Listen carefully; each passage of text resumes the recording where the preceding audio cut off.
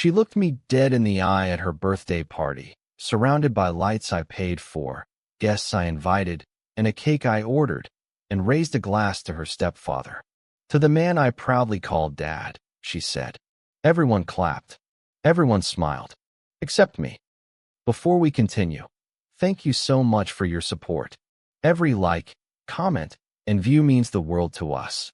We're on a mission to reach our first 1,000 subscribers, and we'd love for you to be part of that journey. If you haven't already, hit that subscribe button and let's grow together. Now, let's proceed." It was the kind of night that should have felt like celebration. Her 16th birthday. Balloons filled the ceiling, music blared from rented speakers, and guests milled about with smiles and wine glasses.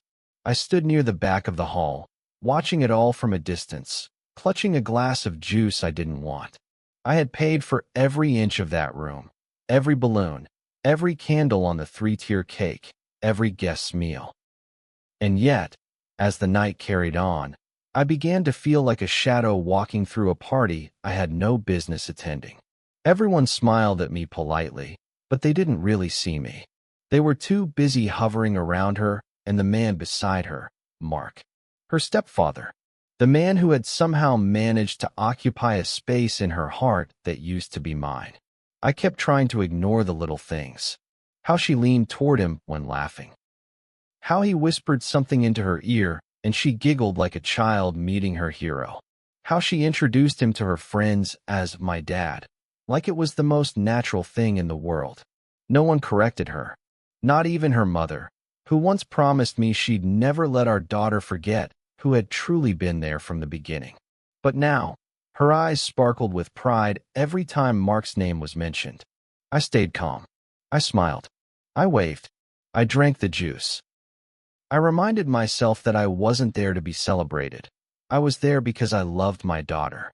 That had always been enough for me. Until that moment. When the mic was handed to her, and she stood before the crowd, I knew she was about to give a speech. I stepped forward slightly, foolishly hoping I'd get a small mention. Maybe a line, just a few words of thanks. She cleared her throat and began by thanking her friends, then her mother. My name never left her lips. I held my breath, waiting. Then she looked at Mark and said, "But most of all, I want to thank the man who has been my rock, my guide, my real dad. The one who's always been there." The room exploded in claps. Cameras flashed. Someone shouted, "Speech." And all I could do was stare at her and wonder if I was dreaming. I looked around. No one seemed to notice me. I was standing right there, and I had become invisible in an instant. My chest tightened. My ears rang. But I didn't move. I didn't storm out or make a scene. I smiled the same polite smile and clapped with everyone else. I didn't know what else to do. Later, when I walked back to my car, I didn't cry. I didn't scream. I sat there in the dark parking lot, gripping the steering wheel so tightly that my knuckles turned white. I thought about every scraped knee I had kissed better, every school play I never missed, every night I stayed awake while she cried over something silly, boys, friends, grades. I thought of how many times I told myself it was okay if she didn't say thank you. That love was never about recognition. But this was erasure. This was her rewriting history in front of a crowd, crowning a man who entered her life halfway as the king of a kingdom I had built alone. I didn't sleep that night. I just sat in the living room, staring at the photo on the mantel, her in pigtails, riding on my shoulders. That smile, it used to be mine. And maybe it still could be, if she only knew the truth. Because Mark wasn't some savior. He wasn't some perfect man who came into our lives clean. He was the reason everything had fallen apart. He was the man I found sitting across from my wife in a hotel room years ago. He was the betrayal I never exposed, not because I was weak, but because I wanted to protect my daughter from that pain. But now I realized, maybe silence had done more harm than good. Maybe the truth had been locked away too long. The next morning, I sent her a message. "Can we meet? Just the two of us. I have something I need to say." She replied with a simple, "Sure. I've got class, but I can spare a few minutes after." That short reply told me everything. I was now a scheduled appointment in her life, something to be slotted between classes and errands. Not urgent, not important. Still, I showed up. Same cafe we used to go to when she was little. She loved the pancakes there. She used to say they were magic.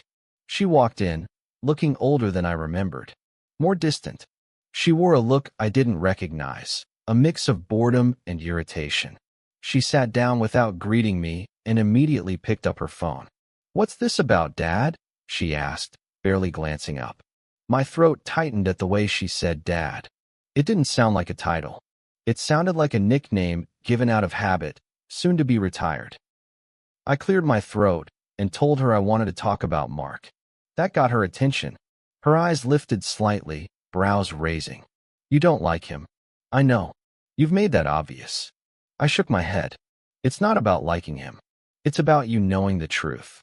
She rolled her eyes and leaned back in her chair, folding her arms like she already knew she wouldn't believe whatever came next. So I told her. I told her about the hotel. About how I found her mother with Mark before she ever asked for a divorce. How they were already seeing each other while she still slept in our home. How that betrayal didn't just break a marriage, it broke me. I explained that I didn't say anything all these years because I thought I was shielding her from bitterness. When I finished, she laughed. It wasn't a loud laugh. It was sharp and cold. "You expect me to believe that? After all this time? Why now?" she asked. I told her because I saw the way she looked at him. Because I saw myself fading from her life, and I couldn't leave without her knowing the truth. "You're bitter," she said. "You're jealous that he gets to be the better father. And you're hoping some lie will bring me back to your side." I nodded slowly. "If that's what you believe, then I've failed twice." She stood up, grabbed her bag, and said something I'll never forget. "He's my father now, not you. And nothing you say will change that." Then she walked away. I didn't follow her. I didn't call out. I just sat there, the pancakes growing cold in front of me, and wondered if truth still meant anything in a world where lies came dressed in a better suit. She didn't call. Not that day. Not the next. Not the week after. I told myself it was fine, that I hadn't expected her to come running back with tears in her eyes, arms open for a hug. But the truth was, I did expect something. An angry text, a demand for proof, a voicemail full of emotion. But there was nothing, just silence. And silence, when it comes from your own child, is the loudest scream you'll ever hear. I kept checking my phone like a fool. I'd open our old text thread and scroll all the way up to the pictures she used to send me.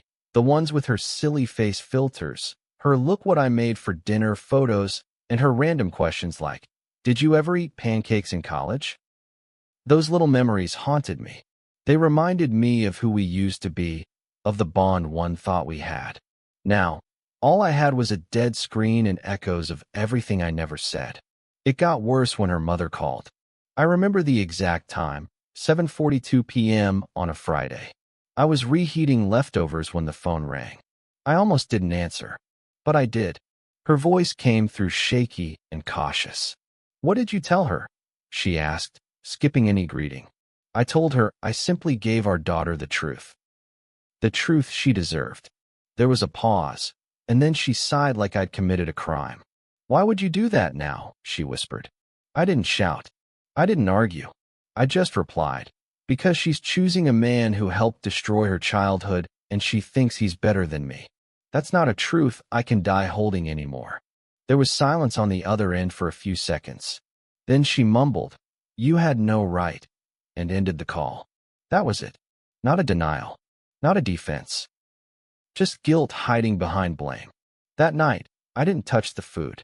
I sat in the dark and thought about how people always say time heals wounds.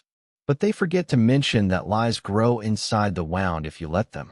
I let this lie live for over a decade. I let it feed on my silence, grow stronger with every fake smile, and every time I stayed quiet when my daughter said, "Mark's taking me to the museum," or "Mark helped me with my college essay." I let her believe that he was her father figure while I played backup. And I did it thinking I was noble, thinking I was protecting her from hate. But maybe I was just cowardly. Maybe I thought she'd love me more if I kept the ugliness hidden. The hardest part was knowing I didn't tell her to win. I wasn't trying to score points in a sick emotional contest. I wasn't trying to turn her against Mark. I told her because watching her hand over her loyalty to someone who never earned it made me sick to my soul. He walked into her life already guilty of breaking a home, and instead of apologizing, he rewrote the story and painted himself as the savior. And she believed it, because I let him.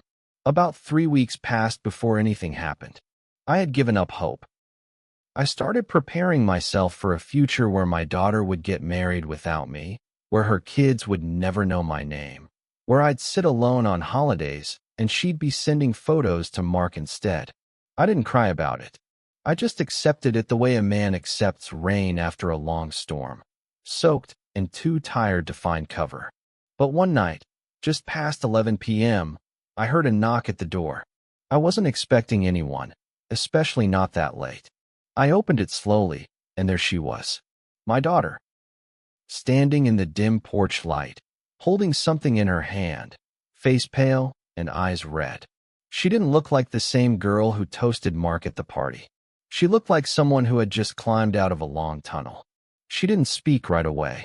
She walked past me like she used to when she came home from school, straight into the living room and dropped herself onto the couch. I followed cautiously.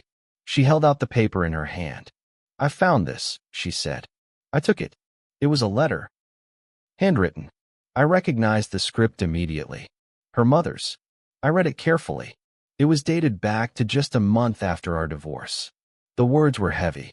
She wrote about how she regretted what happened, how Mark had come between us, how she hadn't planned on falling in love but made a selfish choice that ruined our family. She had written it like a confession, a purge. But she never sent it. Just stuffed it in a drawer somewhere and forgot. "I wasn't looking for anything," my daughter said. "I just found it while looking for an old photo. I read it 3 times before I even believed it was real." She sounded broken. Not angry, just broken. "You were telling the truth. The whole time. And I called you a liar." I sat down across from her and placed the letter on the table. I didn't gloat. I didn't say "I told you so." I just said, "You didn't know? It's okay." But she shook her head. "It's not okay. I treated you like a stranger. I let that man take your place." I didn't know what to say. Some wounds don't need apologies. They just need time. I leaned back in my chair, trying not to cry. She looked at me again and whispered, "Why didn't you ever tell me? Why did you carry that alone?" And I told her the truth. Because I didn't want you to grow up hating your mom. And I didn't want you to see the world through anger. I thought if I stayed silent, you'd be able to have a peaceful life, even if I was on the outside. Her lip quivered. She stood, crossed the room, and hugged me tight. "I don't want peace if it costs me you." She stayed the night. Slept on the couch under the same blanket she used when she was 10. I made tea. She told me she confronted Mark. Asked him if the letter was true. He didn't deny it. He just said, "It was a long time ago." That's what broke her the most. Not just what he did, but how little it seemed to matter to him. She saw him clearly for the first time. Not as a hero. Not as a father. Just a man who took what wasn't his and never once said sorry. She looked at me from across the room and said, "You never asked me to choose. But now I have. And it's you. It's always been you." The morning sun poured through the windows like it was trying to make everything feel new again, but I knew better. There's no sunrise bright enough to erase years of silence, doubt, and pain. Still, I stood in the kitchen, boiling water for tea, letting the quiet wrap around me like an old sweater.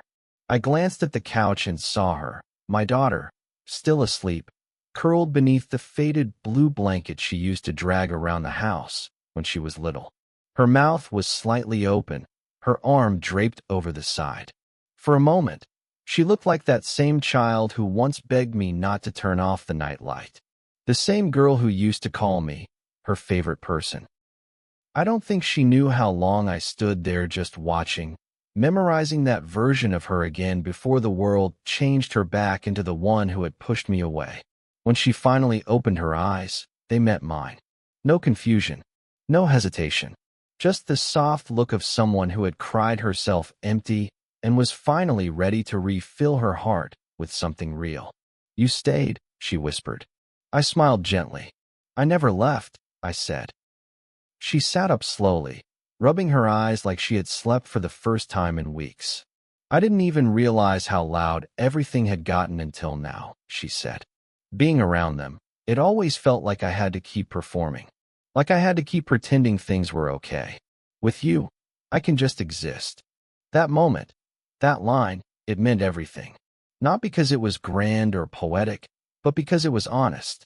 She told me she hadn't spoken to Mark since confronting him. Said the way he brushed everything off like it was ancient history made her sick.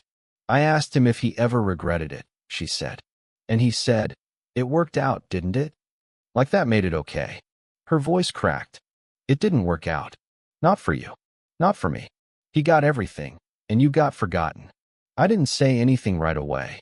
I just sipped my tea and let her unload. She needed to say it more than I needed to hear it. Sometimes forgiveness is less about absolving someone and more about unburdening yourself. She stayed the whole day. We didn't talk about her mother. We didn't talk about what she'd do next. We just watched old movies, made grilled cheese sandwiches, and laughed about that one time I burned the Christmas ham because I fell asleep in front of the TV. The laughter didn't erase the pain, but it reminded us that we were still capable of joy. And for the first time in years, I saw in her the little spark I thought I'd lost. That piece of her that still knew I was home. A week later, she came back with a framed photo. It was a picture of us from years ago, me holding her on my shoulders at the state fair, both of us smiling wide. "I want this in your living room," she said. "No one else belongs in this picture. Just us." She placed it on the mantel without waiting for permission. I stood behind her, watching her reclaim the space she had once abandoned. That single act, that framed memory, it was louder than any apology. It was a declaration. "You are my father, and that will never change again." Her visits became regular. Sometimes every weekend. Sometimes just a quick stop on her way back from class. She never mentioned Mark again. She didn't need to. The distance she put between them was more powerful than any confrontation. He faded into the background without a fight, like a stain that eventually scrubs itself out. One evening, as she was leaving, she turned and said, "I think I was just desperate for stability. You look like structure. You look like heartbreak. But I didn't see that you were the one still standing through it all." That hit me harder than she knew, because I had felt like a broken house for so long. Empty rooms filled with echoes, windows that never opened fully. And now here she was, opening every door, dusting off every memory, lighting up corners I thought had gone dark forever. Not with grand gestures, but with consistency, with presence, with truth. One afternoon, she called while I was at the grocery store. Just a quick call. Nothing fancy. "Hey, Dad," she said. "Just checking in. Do you need anything?" I stood there in aisle 4, staring at cans of soup, trying not to cry. Because for years, I was the one doing the checking in. I was the one always asking, always reaching. And now, for the first time, the hand had reached back. That was redemption, not the kind you ask for, but the kind that comes quietly when the heart is ready. I never got an apology from her mother. I never got an explanation from Mark. And honestly, I stopped needing it. Because I got something better. I got my daughter back. Not the one who smiled for appearances. Not the one who said what people wanted to hear. I got the raw, real, heartbroken, healing version of her.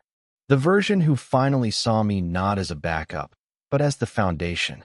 Now, when she introduces me, it's not awkward or hesitant. It's proud. "This is my dad," she says. Just like she used to. There's no more debate. No confusion. No hesitation. And when I hear those words, "my dad," I don't flinch anymore. I believe them. Because they're real again. Earned. Fought for. And finally spoken from the part of her that remembered everything I had never stopped being. Thank you so much for watching. If you enjoyed this story, don't forget to hit that subscribe button and help us reach our first 1,000 subscribers. Your support means the world to us.